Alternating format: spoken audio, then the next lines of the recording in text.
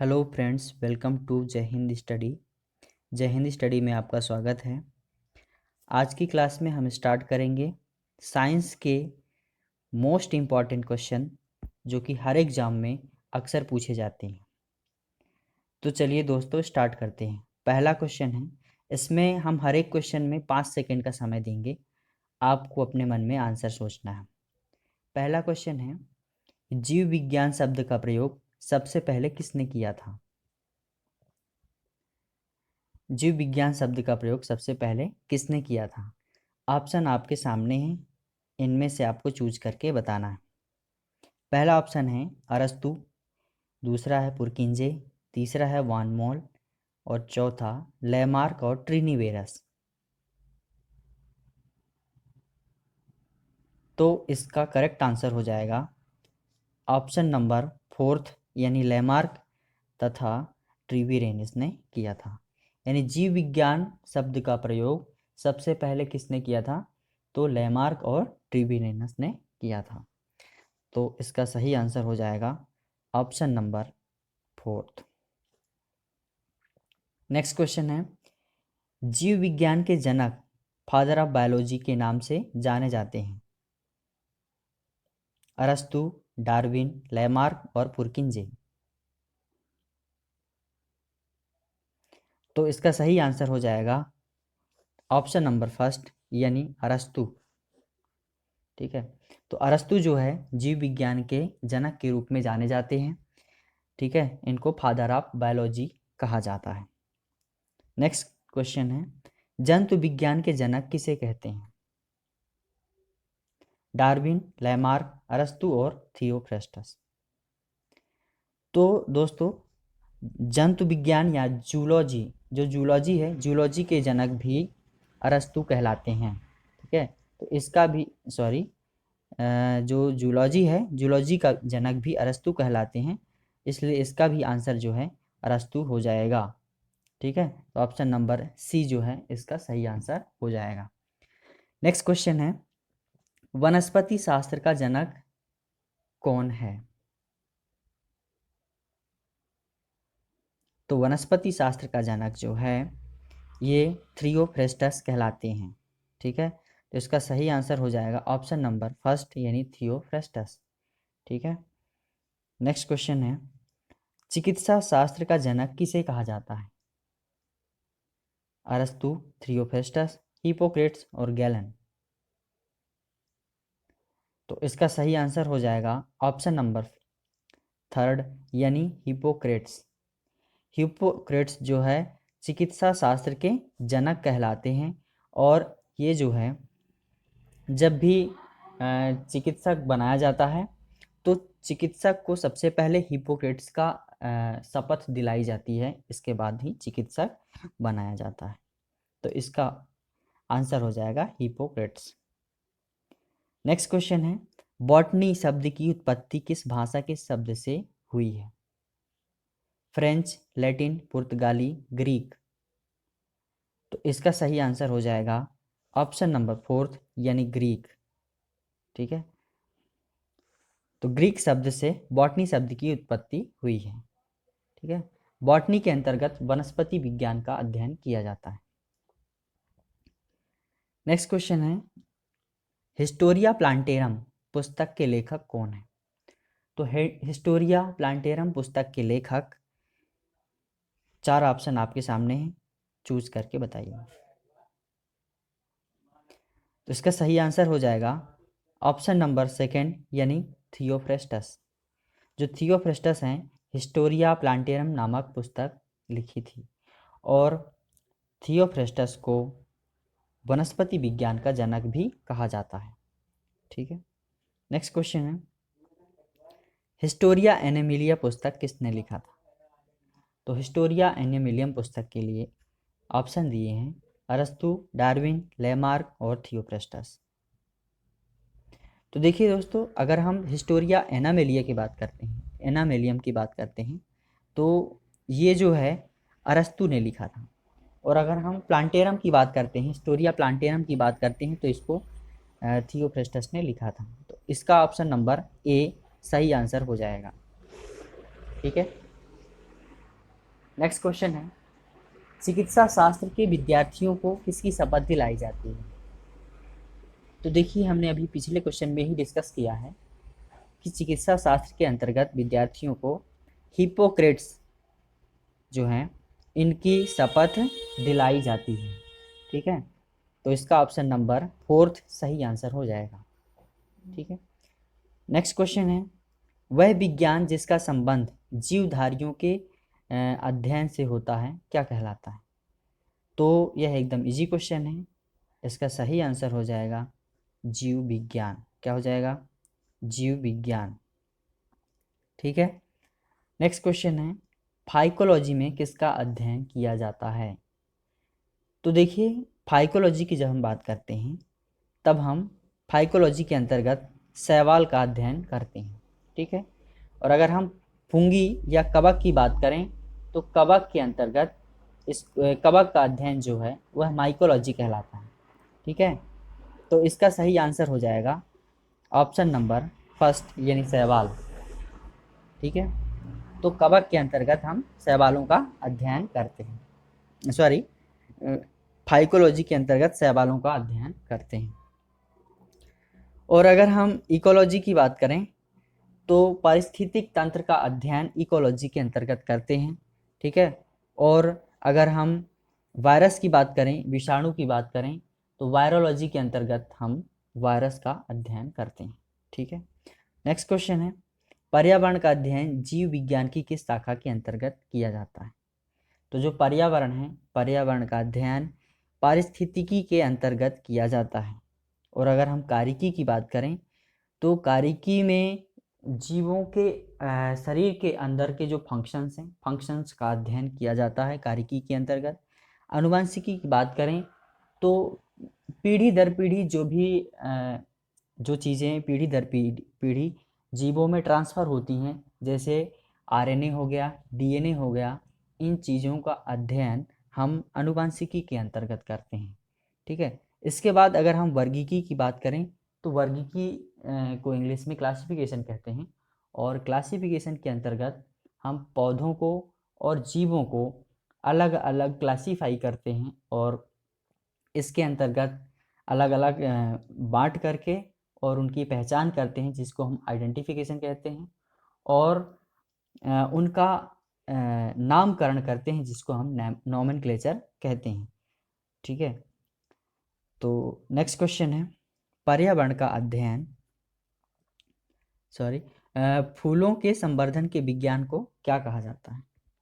तो फूलों के संवर्धन के विज्ञान को फ्लोरीकल्चर कहा जाता है। ऑप्शन नंबर सेकंड इसका सही आंसर हो जाएगा। ठीक है, इसके अलावा अगर हम बात करें फिनोलॉजी की, तो फिनोलॉजी की अगर हम बात करें तो फिनोलॉजी के अंतर्गत जलवायु परिवर्तन के अंतर्गत जो प्रभाव हैं उनका अध्ययन फिनोलॉजी में किया जाता है। ठीक है, अगर हम एग्रोनॉमी की बात करें तो एग्रोनॉमी में फसलों का वैज्ञानिक तरीके से अध्ययन किया जाता है। फसलों का वैज्ञानिक तरीके से उत्पादन कैसे करना है वो चीज़ें इसमें एग्रोनॉमी में करते हैं। अगर हम बॉटनी की बात करें तो वनस्पति विज्ञान को हम बॉटनी कहते हैं, वनस्पतिक चीज़ों का, फसलों का वह बॉटनी में अध्ययन किया जाता है। नेक्स्ट क्वेश्चन है डेंड्रोलॉजी। तो डेंड्रोलॉजी के अंतर्गत हम वृक्षों और झाड़ियों दोनों का ही अध्ययन करते हैं, अतः इसका सही आंसर हो जाएगा ऑप्शन नंबर 4 यानी बी और सी। ठीक है, नेक्स्ट क्वेश्चन है पुष्पों का अध्ययन। पुष्पों का अध्ययन क्या कहलाता है? तो पुष्पों के अध्ययन जो है ये कहलाता है एंथोलॉजी। ठीक है, एंथोलॉजी में हम पुष्पों का अध्ययन करते हैं। इसके अलावा अगर हम एग्रोस्टोलॉजी की बात करें तो एग्रोस्टोलॉजी के अंतर्गत हम घास का अध्ययन करते हैं। ठीक है, और फिनोलॉजी में हमने पिछले क्वेश्चन में डिस्कस किया है कि फिनोलॉजी में जलवायु परिवर्तन से संबंधित प्रभावों का अध्ययन करते हैं। और पॉलिनोलॉजी की बात करें तो इसमें पॉलन ग्रेन्स जो पराग कण होते हैं, पराग कणों का अध्ययन पॉलिनोलॉजी में किया जाता है। ठीक है, नेक्स्ट क्वेश्चन है जीवाश्म वनस्पति विज्ञान में अध्ययन किया जाता है। तो जीवाश्म वनस्पति विज्ञान के अंतर्गत हम इसमें जीवाश्मों का अध्ययन करते हैं। ठीक है। अगर हम अस्थियों की बात करें तो अस्थियों का अध्ययन ऑस्टियोलॉजी के अंतर्गत करते हैं। ठीक है। और पक्षियों का अध्ययन जो है, पक्षियों का अध्ययन ऑर्निथोलॉजी के अंतर्गत किया जाता है। ठीक है। नेक्स्ट क्वेश्चन है, वनस्पति संवर्धन से संबंधित विज्ञान की शाखा को क्या कहते हैं? तो वनस्पति विज्ञान से वनस्पति संवर्धन से संबंधित विज्ञान की शाखा को क्या कहते हैं? तो ये कहलाती है हार्टिकल्चर। ठीक है। तो इसका ऑप्शन नंबर 4 सही आंसर हो जाएगा। ठीक है। इसके अलावा फ्लोरिकल्चर जो है, फ्लोरिकल्चर के अंतर्गत पुष्पों का अध्ययन किया जाता है। ठीक है। और एग्रीकल्चर जो है कृषि से संबंधित शाखा है। और ओलेरीकल्चर की बात करें तो साग सब्जियों का उत्पादन ओलेरीकल्चर के अंतर्गत किया जाता है। ठीक है।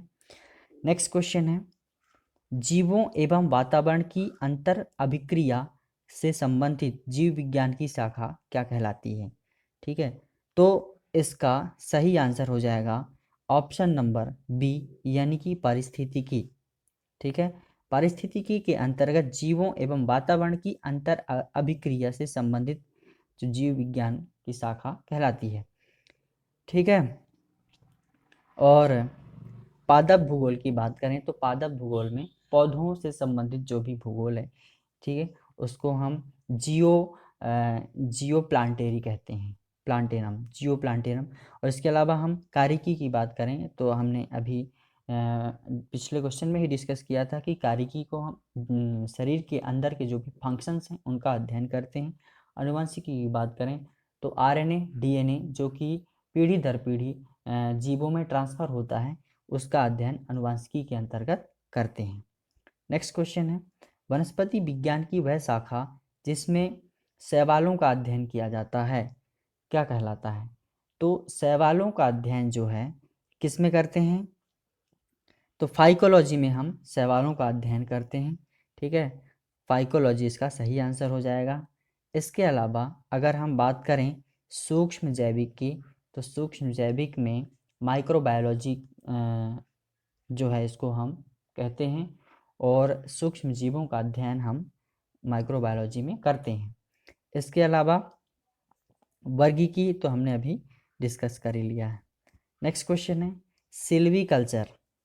तो सिल्वीकल्चर वनस्पति विज्ञान की वह शाखा है जिसमें किसका वर्णन होता है? तो सिल्वीकल्चर के अंतर्गत वन के विकास से संबंधित है। ठीक है।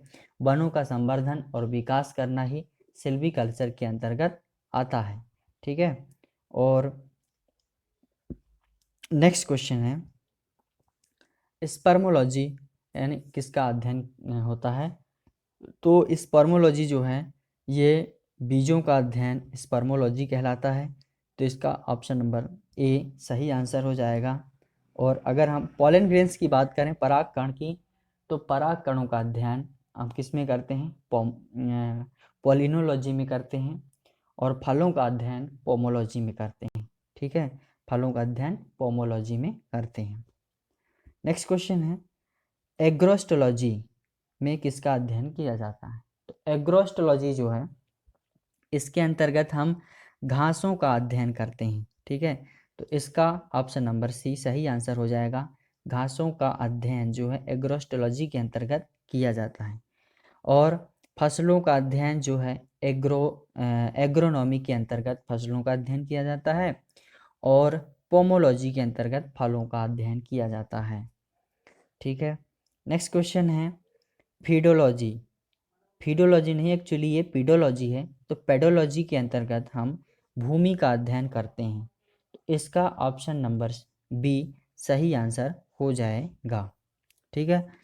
अगर हम चट्टानों की बात करें तो चट्टानों में पेट्रोलॉजी जो है चट्टानों का अध्ययन कहलाता है, पेट्रोलॉजी।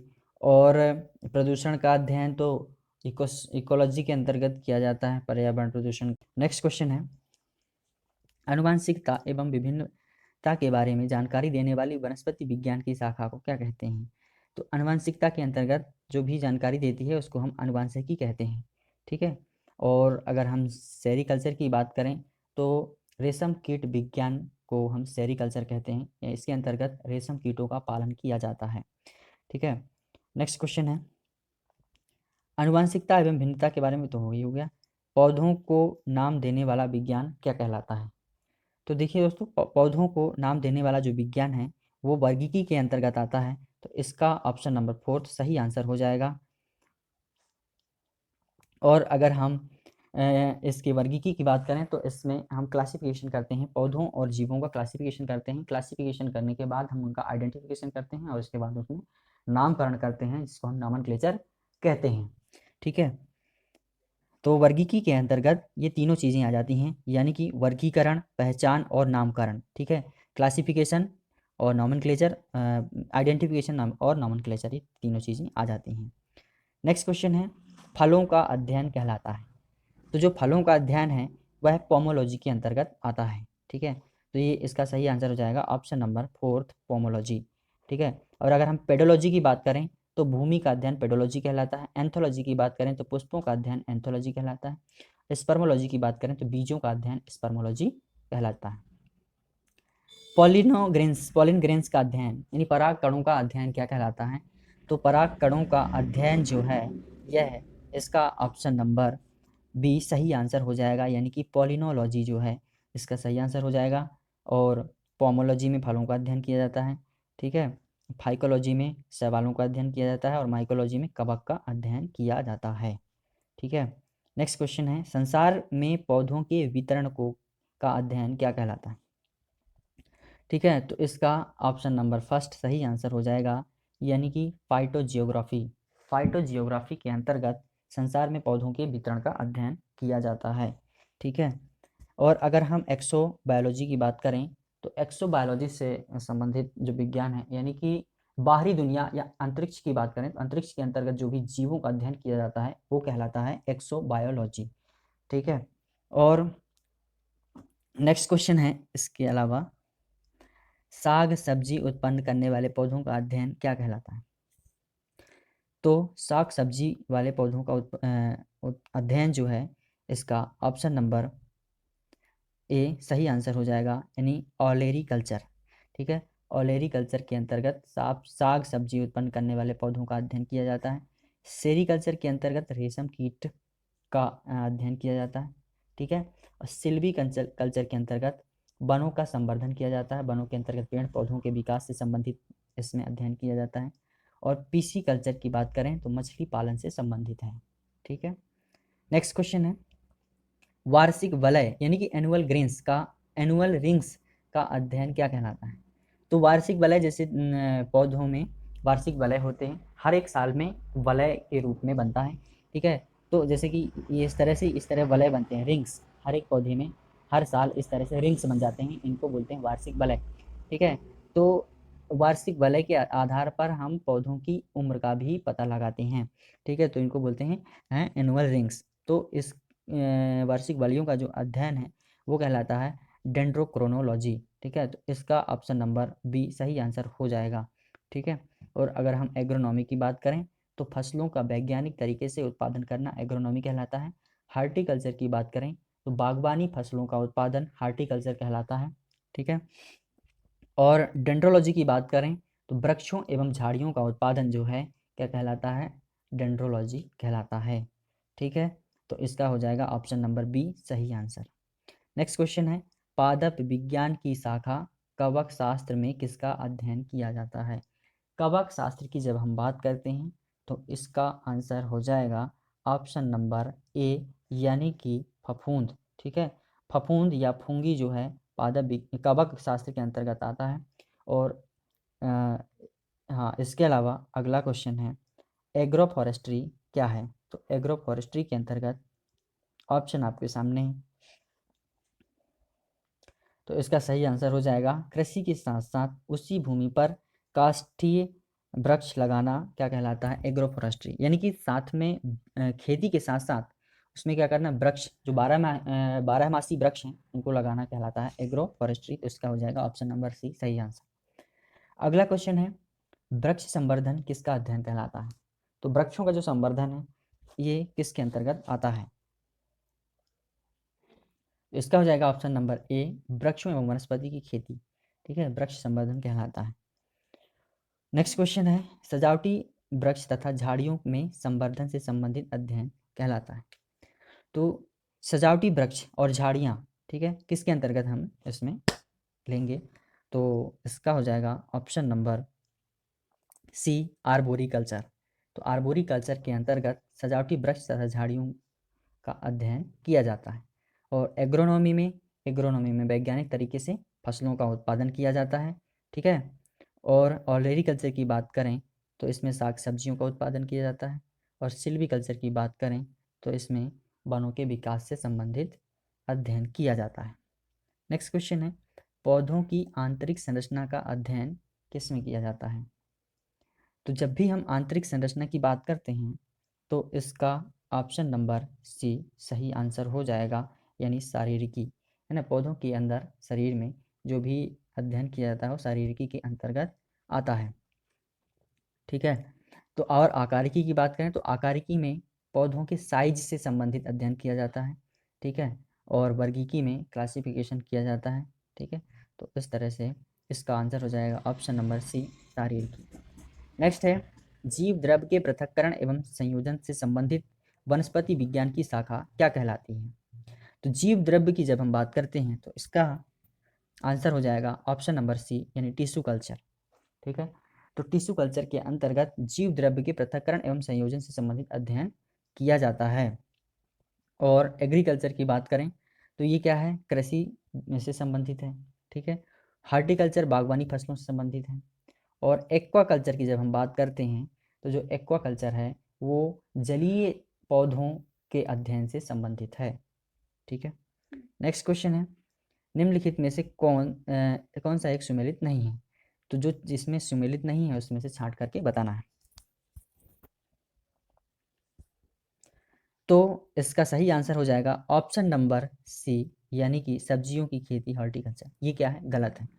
अगर हम देखिए, अगर हम पहले नंबर की बात करते हैं तो फूलों की खेती जो है फ्लोरिकल्चर से संबंधित है, ये बिल्कुल सही है।